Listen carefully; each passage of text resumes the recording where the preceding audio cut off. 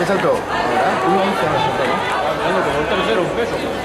Sí, pues muy bien. Empezó ahora mismo. Resultado de 1000 combinadas, Unión Suárez Baigorri, Atlética Belecina 3.2080. Séptimo, Raúl Revuelta Álvarez, atletismo undécimo, Miguel Sacristán de Frutos, Atlética Belecina 4.59.89. Tercera, Sara Fernández Fernández, del Grupo Cultura Covadonga.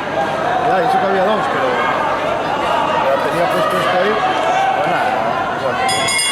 Nada, cogí antes la de Lucía. Así que bueno. Es de otra manera. 12, 17. Ya pusieron ahora.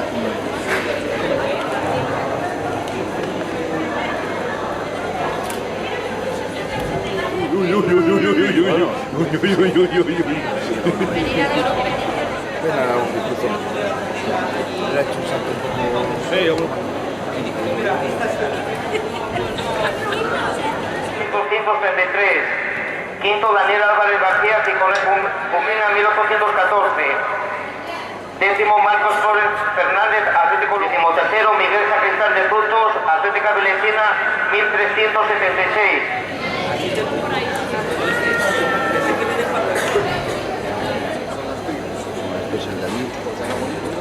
Por favor, Lizardo Gil García.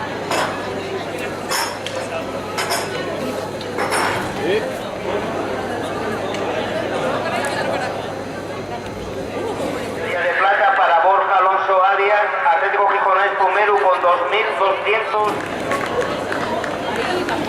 Bueno, él ya la había aprendido de querer, pero él no.